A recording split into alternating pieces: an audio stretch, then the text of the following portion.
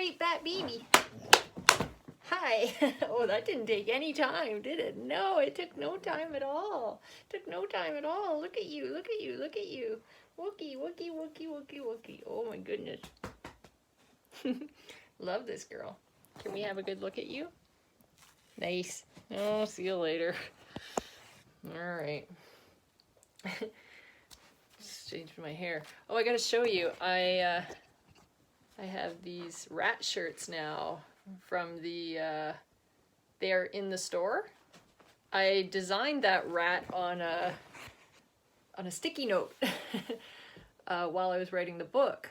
And it's because it's called the Rattenbury Chronicles. That's the series of books that I'm writing, starting with King Juggernaut, New York City, which is releasing on Halloween officially.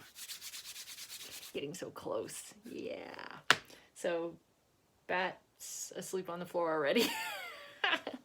So yeah, grab yourself a t-shirt. Really excited about them. Got them in and they're super awesome. All right, so today I'm not talking about a rat actually today. I'm talking about the rabbit. So today I'm talking about chapter 18, The Circus Comes to Rabbit Island. And I will read from page 363. So do you remember me saying in a previous video how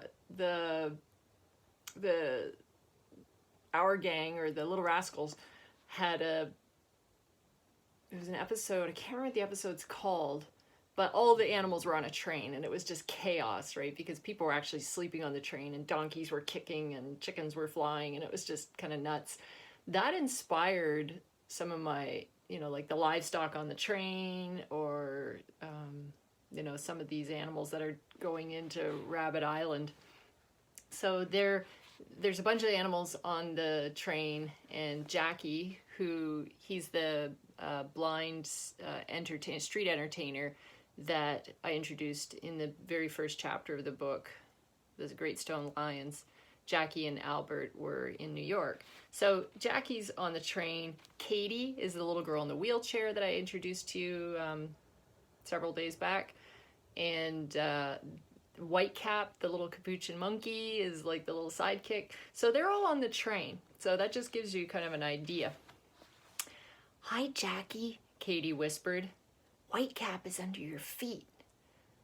"Well, what do you know?" Jackie smiled as he reached down to pet his head. "Did Albert send you kids off on your own?" That's my crappy southern drawl accent. "We are following Ian. He is like the main superhero, and I have my own superpowers," Katie said proudly. "Oh, I know what's going on. This is Rabbit Island night. Been waiting a long time for Rabbit Island night." "Don't you go there all the time?" Katie asked. "What's so special about tonight?" "Circus come to town, little beauty," Jackie said, patting her on the head.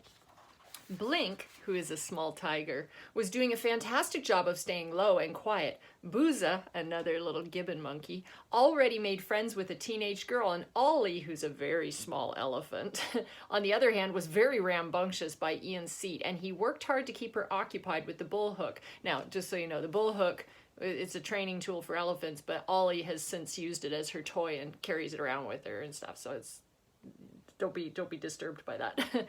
So she was occupied with her bullhook so she wouldn't start trumpeting again.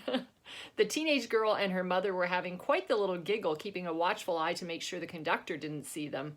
It was hard to keep Ollie quiet or inconspicuous and eventually the train conductor spotted her and came marching down the aisle.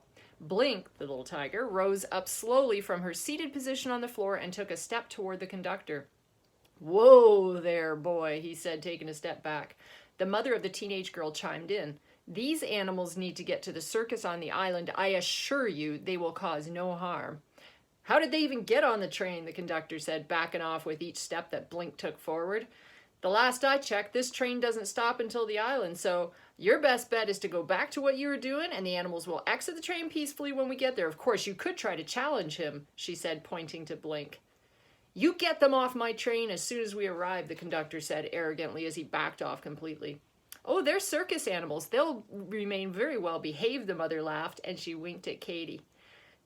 "Thank you," Katie mouthed, motioning for Capper to come out of hiding. So they're headed to Rabbit Island. If you don't know about Rabbit Island, I did a lot of reading about this. Rabbit Island became Coney Island, right, in Brooklyn. So they're all headed on a train down south to this island.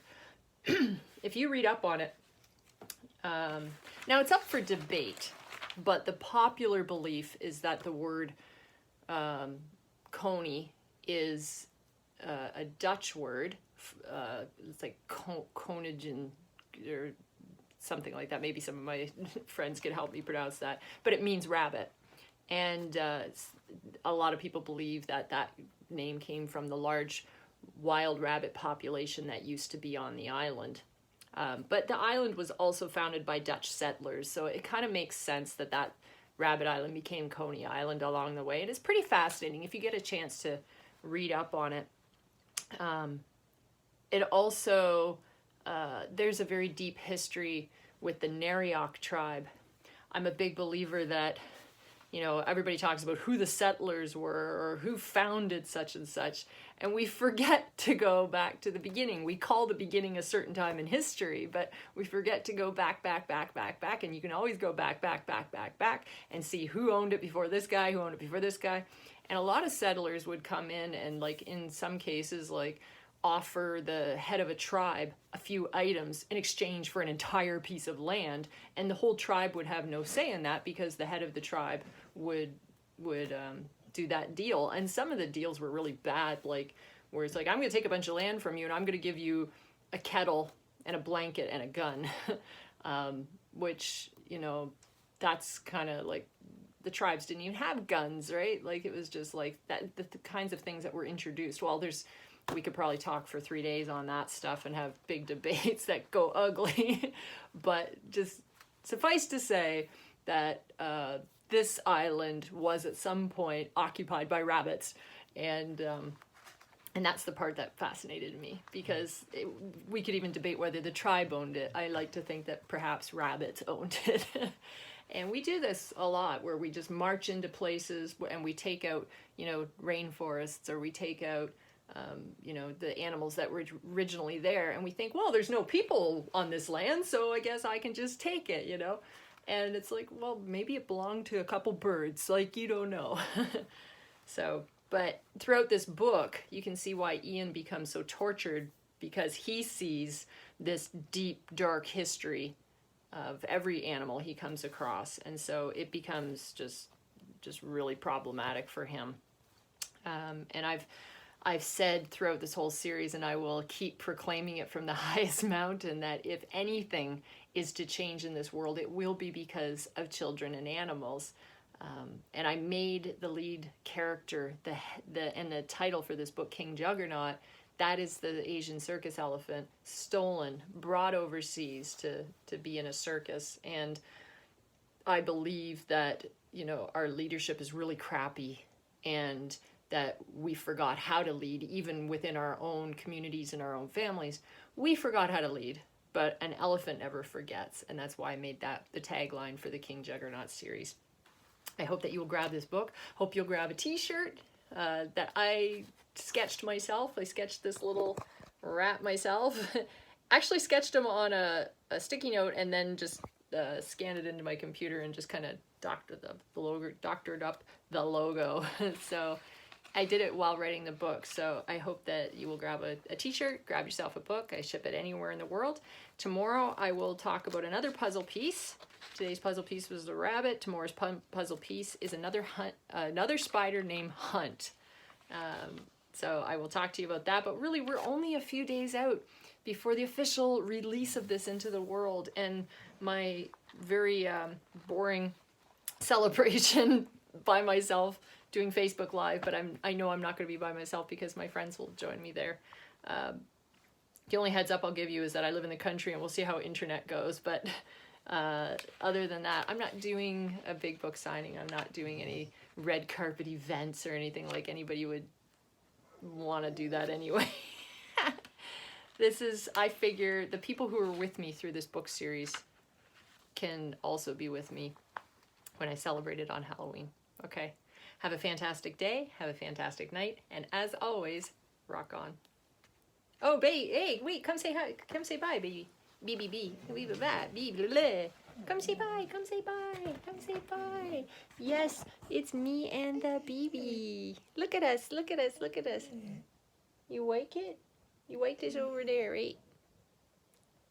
Bye, guys.